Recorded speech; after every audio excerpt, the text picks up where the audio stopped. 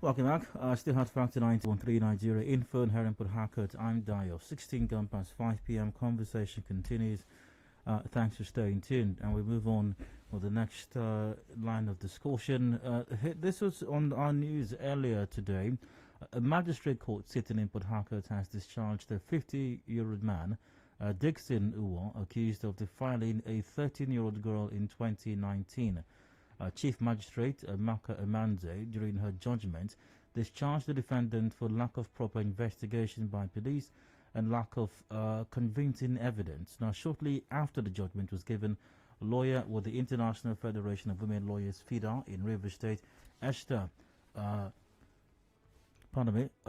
Acho-Korienta advised family members and sexual abuse victims to keep intact their evidence. Here's what she said. Even after the courts gave the judgment, the court cautioned the defendant that he may have gone to the but it is between him and his court. He didn't go because he didn't commit, but because of consistency in the evidence of the witnesses. When cases of this nature arises, they should ensure their documents, their exhibits, their evidence are clear and that they are in one note. For example, in this particular case, all the witnesses were not saying the same thing, which is what affected this case seriously. So all the witnesses must be in one note, must say the same thing, and the incident must tally from the evidences before the court. All right. Sadly, unwanted, but unfortunately, it does happen. People get defiled, people get sexually molested, even raped as well.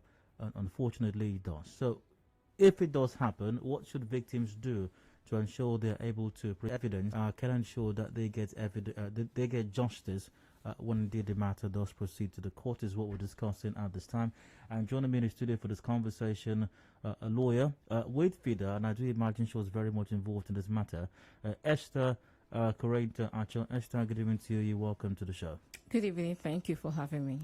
All right, great. Let's get straight to it then. But the first question I will ask is something of a more general matter, which is ever so often when matters of sexual abuse is being discussed, you hear different terms being used. You hear terms like defilement, and then you hear rape. Yeah. Are they the same thing or are they different? Okay, rape and defilement, they are the same offense. But the difference here is the age bracket of the people, the victims. So when a child is defiled from 13 years downwards, it's called defilement. Then when somebody that is 14 years upward is defiled, it's called rape. But be it rape or defilement, they have the same punishment, which is life imprisonment, apart from other forms of sexual assault, which has to do with 14 years imprisonment. All right, but so as with this particular case, we can say that it was a case of defilement. It was a case of other forms of sexual assault, which came under the magistrate court. Okay. Then it was brought under Section 32 of the Child Rights Act. Oh, can you expatiate on that, please? Okay, Section 32 of the Child Rights Act gives the magistrate court jurisdiction to try the matter. Yes, if it came under Section 218 of the Criminal Code or Section 31 of Child Rights Act, it would have deprived the court of that right to try the matter. Well, because it came under Section 32, magistrate court can try it. Right. How long has this matter been in court? The matter came... This particular incident? Yes, this one was incidented in 2019. It started 2019 in court. And that's why I'm asking. So the incident was said to have happened 2019. Yes. Master was instituted in court 2019. Yes. And this is 2021. Yes. That seems like, I'm not a lawyer, but that seems like a very long time to me. Is that the usual time frame, or is this unusually long? If it's unusually long, why did it take this long for this matter to be dispensed with? Well, it's not the usual time frame, and sometimes it may be longer than this. It depends on the willingness of the parties. You know, sometimes we have challenges in these cases. Sometimes the witnesses don't come to court. What do? You take a date. It prolongs the date. Sometimes when you go to court, you see that one of the parties are not in court. Sometimes, recently we have what is it called? again, validatory court section almost on Fridays. So if the case falls on that day, definitely we'll take a date. So these issues are the things that helps to prolong the cases in court. Okay, I have some more general questions as well, but I'd like for us to first speak specifically to this particular incident. Okay. So once again, the magistrate court discharged the man because the defendant, for lack of proper investigation by the police and lack of convincing evidence. What was the police supposed to have done that the police did not do in this matter? Okay. For example, in this matter, the child has said she had reported this incident to one of the daughters of the man, and that daughter of the man, whose name I wouldn't want to mention, was not invited. Her statement was not taken. Even if the statement is for or against the victim, it doesn't matter. Maybe during cross-examination, something may come out of it. Now, the witness, that witness, whom the child reported to, her evidence was not given. The child also said she reported to her mom, who was in the village. The statement of the mom was not taken. The mom did not enter witness box. How often do the police bungle matters like this? Well, I don't have a specific number, but most times we have these challenges with police. Most times proper investigation. But thank God for some courts, even while the matter is in court, the court will also refer, go and carry out further investigation. That there is a lacuna in this case, I want this person to be gotten. Go and bring this person. Now, I'm imagining that while this trial was on, this incident would have come up when maybe the magistrate or some other person would raise, these lapses, investigation not properly conducted. What was the position of the police whenever those things are raised in court while the trial was going on? Whoever was representing the police in the matter, what was their position for not doing their job as should have been done? What was their defense? Well, you tried this matter. No, I'm not the one that really tried. I followed up the matter. Okay. It was the prosecutor from the police that prosecuted the matter, but I followed up the matter. We followed up the matter. Okay. So sometimes, for example, the police will always have their defense somehow. Which is what? They have said they tried to reach. In this case particularly, they said the witness refused to come and give statements. So that's their defense. They also said the mother was not around to give statements. So they will always have defense somehow.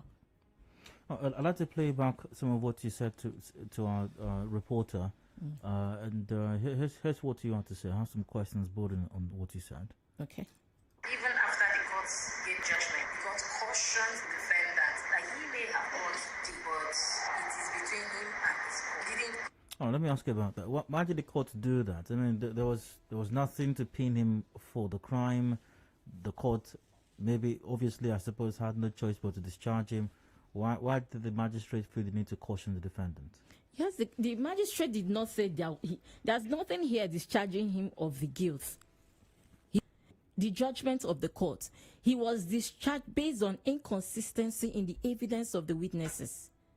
The child mentioned the last time was he fingered her, 2018. And now one of the witnesses said he started defiling her for 5 years. He has been defiling her for 5 years. The other one came and said he has been defiling her for 3 years. You see the inconsistency. Now the people that are supposed to give evidence, I've mentioned one of the daughters of the perpetrator who was supposed to give evidence. She didn't come.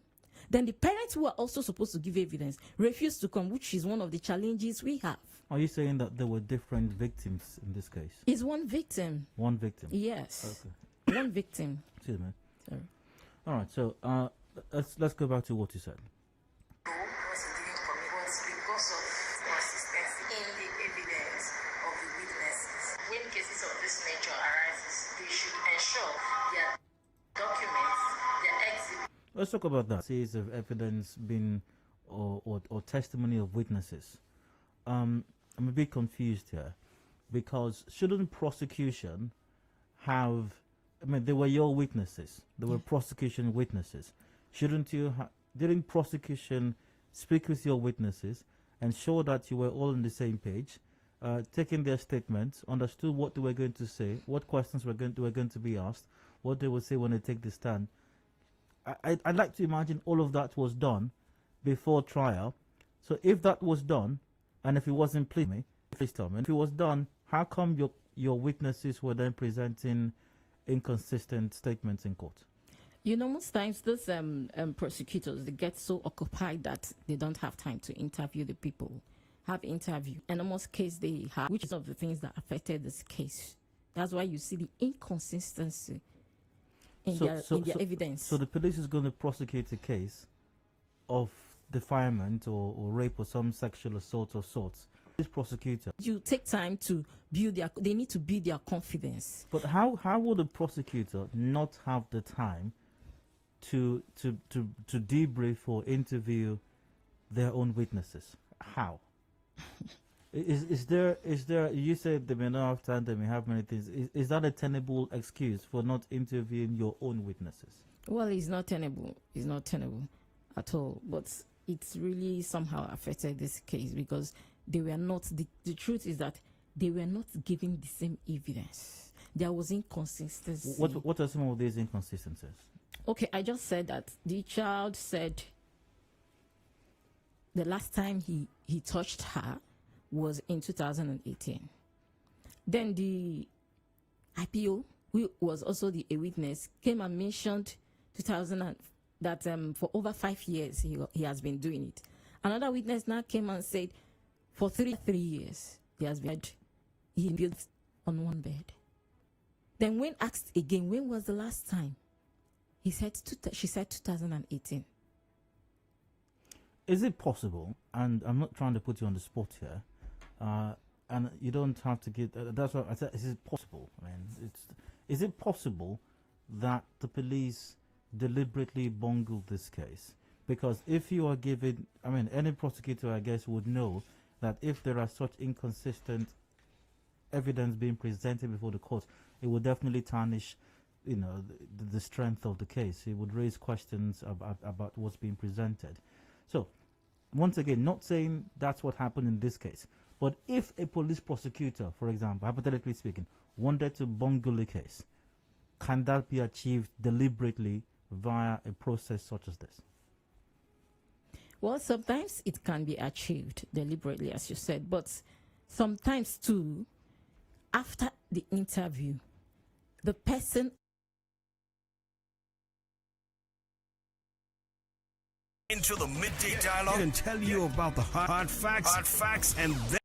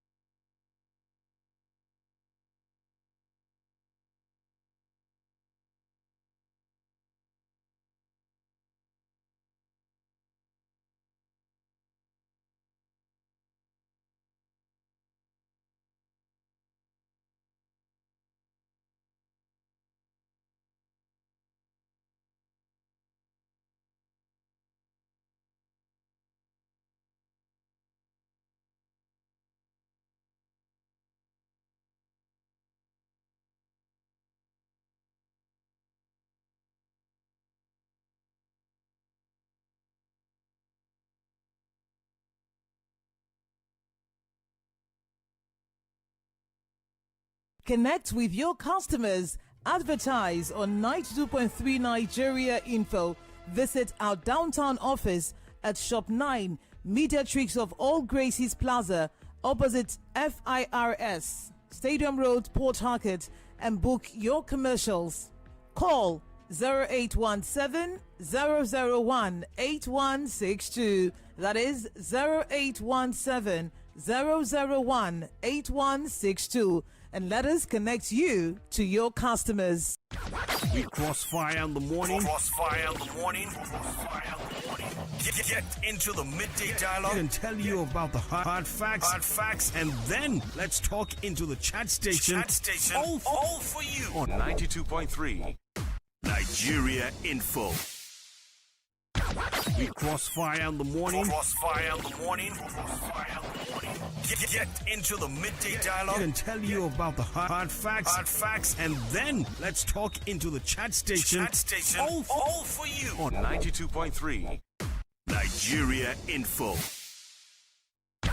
We crossfire in the morning. Crossfire in the morning. Get into the midday dialogue and tell you about the hard facts, and then let's talk into the chat station. All for you on 92.3 Nigeria Info.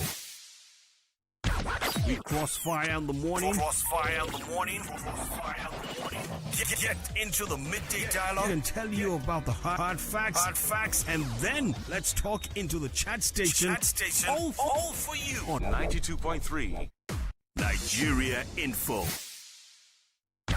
We crossfire in the morning. Crossfire in the morning. Get into the midday dialogue and tell you about the hard facts, and then let's talk into the chat station. All for you on 92.3 Nigeria Info. We crossfire in the morning. Crossfire in the morning.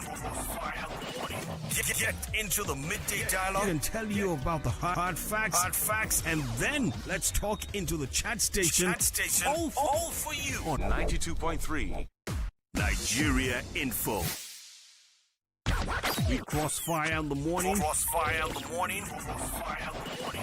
Get into the midday dialogue and tell you about the hard facts, and then let's talk into the chat station. All for you on 92.3 Nigeria Info. We crossfire in the morning. Crossfire in the morning.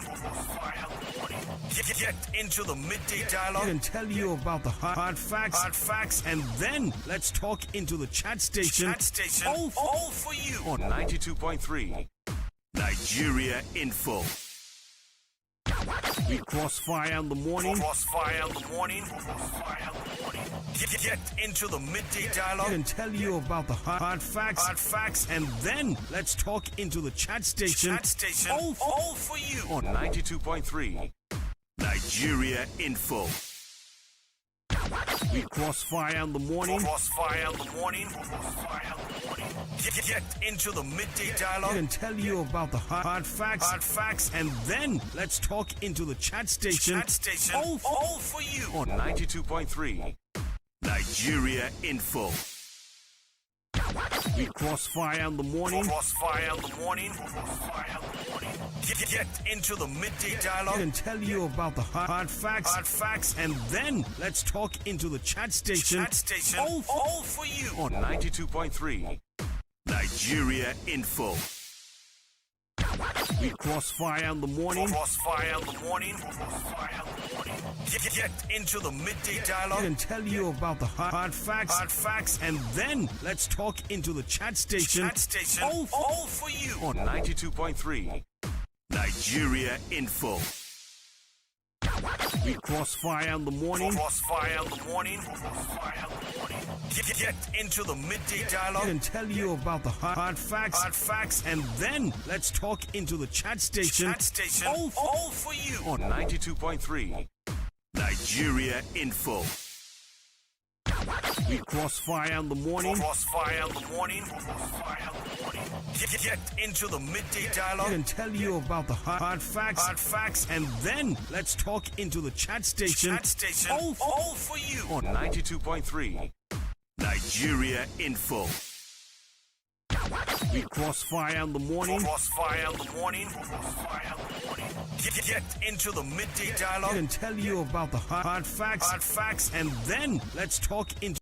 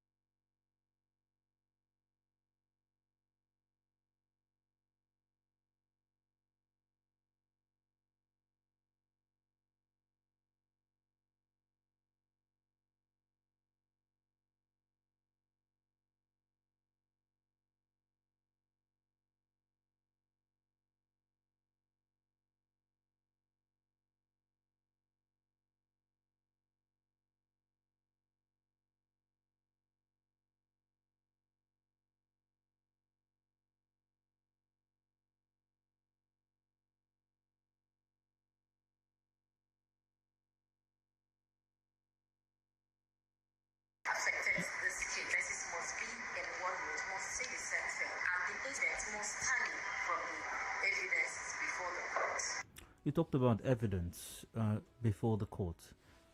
What roles do the victims or the people that they know have to play as far as providing evidence for prosecution? Okay, one of the ingredients to prove rape or defilement is correct. I said he was passing by and he heard a child screaming, and he ran down to the venue and saw a little child on the floor crying, and saw the man trying to jump the fence with his zip open and his penis dangling out and the semen dropping out of his penis. So this is clear eyewitness. So this person is very, very important in that case. So if a child goes there to say, I was defied by this man, they need some other person to say, yes. It must not necessarily be an eyewitness that saw when he was doing it, but the circumstances surrounding the case, which is why they need to, the incident needs to be corroborated. A question. What if there is no adult around? What if there's no adult around when the incident happened? There can be a child around. What if there's no one around? Because I'm imagining there could be an instance where there literally is no one around. Okay. Then the evidence of the child. We have the doctor's report, circumstances too. And what I keep on saying, consistency. Not when a child makes a statement or when the person makes a statement and comes to examination, when he's giving evidence or she's giving evidence, you say some other things different from what you have said or what the child has said before. Okay. What else? Immediately, what we say is, please don't beat the child. The child should not beat the child. Take the child to Doctors Without Border, because they offer free medical treatment for children, medical examinations too. So take the child to Doctors Without Border. Let them examine the child immediately. Who are the eyewitnesses? What happened? Immediately. We have a case, like in this case, there was a confessional statement. But if maybe people that were around, after the incident had happened, people around catch the perpetrator immediately and start beating, is a very good one. It will also help the matter. And start beating him? And sometimes, if the person wants to escape, sometimes we have had cases like that when maybe they catch the person in the scene or... No, what I'm asking is the beating good or the catching him is good? No.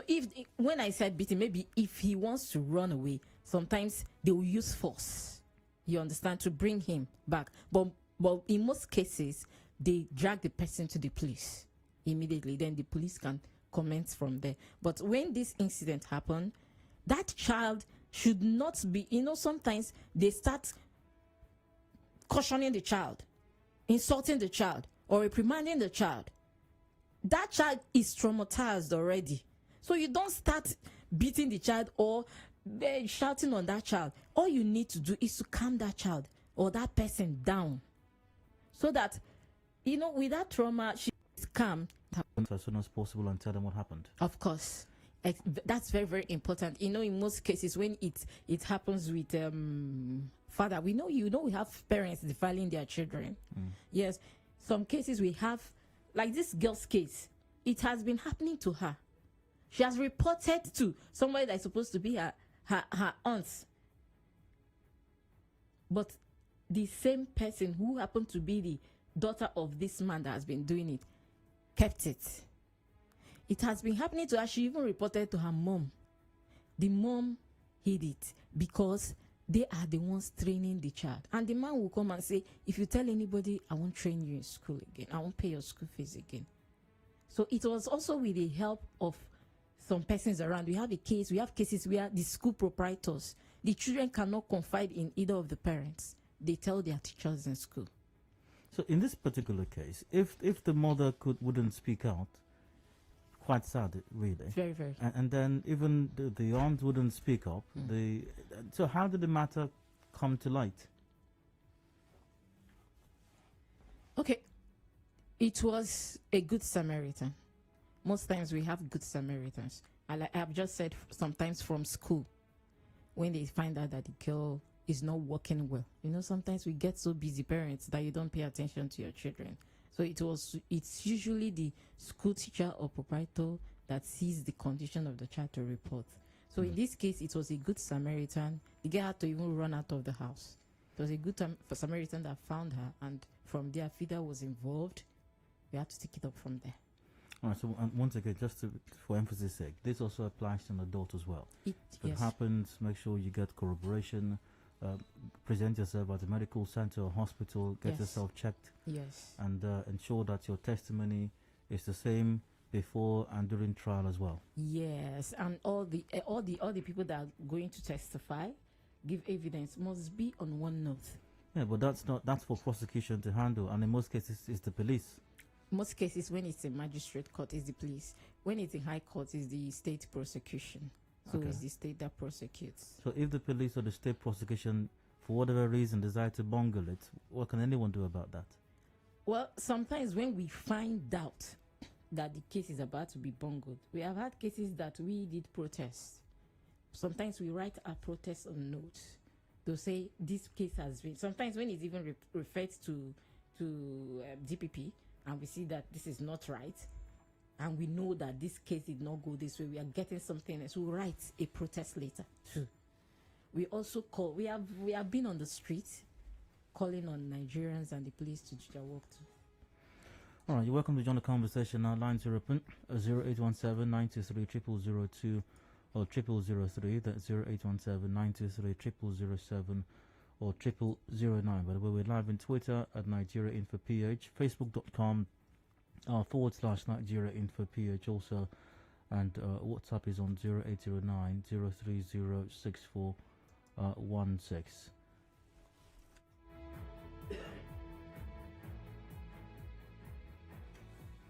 And via WhatsApp, good Adedayo and your guest, I'm of the opinion that the reason Nigeria police parade suspects is because they plan to stop further action and investigate in that case or allegation further. Hence, they need to show the public something, since that's where it ends. I'll get to the rest of that comment later on, but let's go to the phone line now. Hello, hard fact, welcome. Hello. Hello. Good evening, Nigeria. Yes, you're welcome. Go ahead. Yeah, this is Solomon calling from Zimbabwe. Go ahead, Solomon. Yeah, heard from the lady and about the case. I heard so much about it, and I believe that the young lady there is right. The girl, I believe, is right. Following the conversation, because if you could look at this pattern that maybe there's someone pushing this girl to do that, it's not because the parents who may have maybe been pushing her, say something that maybe will defy the man's name, are not supporting her. Nobody supporting that girl. So I believe that what that girl is saying is the right, and I think the court should look into that matter and should investigate the matter very well, and then bring out the justice for the young girl, because I can think, in fact, I believe that what the lady is saying is right. Solomon, good to hear from me. Now, talking about the lady being right, you said a while ago that the accused person has not been discharged and acquitted on whether or not he committed the crime. Does that mean he can still be tried for on the same matter? Yes, he can still be tried, but if he will be tried now, we can still appeal the case, but appealing it, looking at what transpired in this lower court, the evidences, the witnesses. Hello. Hello, Tayo. Good evening. Good day. Go on. Yeah, I heard the guest in the studio talk about scraps of evidence needed to really prosecute the matter. Let's say other ones weren't available, like the witnesses, inconsistencies in what they said. What about the medical report? Why didn't the prosecution consider the medical report to make sure that this didn't get court justice? My impression is that the family members wanted to bury the matter, and they cooperated with whoever to make sure the matter didn't come to light of the day. Thank you. I'm so important. Okay. Was there a medical report in this case? Yes, there was a medical report, but you know that in cases like this, there are ingredients that you must that makes up this offense that they must bring together. Now, if they look at everything that is needed, let's just say the medical report is only thing that is clear for now. What about other circumstances or other evidence that they need? So I don't want to speak for the court right now, but I am only saying that there are other things that were needed, very, very important for this matter, that they didn't follow. All right. Hello, 913. Okay, to the rest of that WhatsApp comment, as for the case in question, I suspect the prosecution witnesses wanting to magnify the severity of the offense, ended up creating the inconsistencies. You guys said the alleged victim reported to her mom in the village. Was it verbally or via phone call? Let's assume it's via phone, and the mom is now unwilling to testify. Could phone logs or call records and the recordings of phone conversations be subpoenaed from GSM service providers to use as evidence in case one part in the conversation doesn't want to testify? What advice can you give us as we have gathered evidence? Because we see, in case we see a rape victim, not some text. So. Okay, in this case, the child is just she was just when this incident is, because she said it has been happening for over 3 years. Were happening. She was just a kid that was living with an uncle, so there was nothing like phone conversation. It was when she traveled to the village from Akwa Ibom. When she traveled to the village, she informed her mom, see what is happening. In fact, she didn't want to, from her statement evidence, she didn't want to go back there, but the mom said he's the person that is helping us. He's carrying most of our family problems. All these families that want to put their burden on the children, the little children. So you have to go back. So if there was phone conversation, maybe you would have done something with that. So this is just what she told her mom. Yes, and we are not even like what he said last. We are not saying that victims should not come. We are only saying that whenever the incident happened, please build up your case, because we are ready to pursue this matter to any level, but build up your case. Let us have concrete evidence.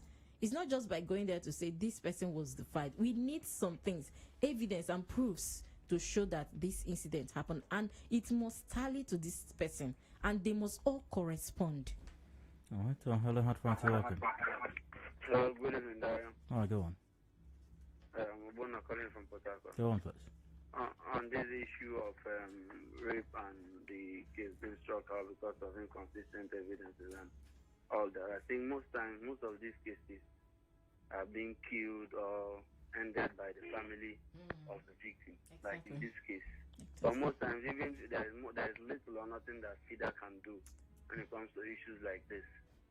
So we really need to go further than, because most times you see somebody is hurting, somebody is suffering, and the parents are willing to settle off court for peanuts and things like that. I think the system needs to go beyond relying on probably their parents and taking the word of the child for what it was. If the child who is being abused does not like what has been done to her, the system should go further, because most times parents, because of poverty, they are willing to take anything just to let matters die off, not minding what it will do to the child tomorrow.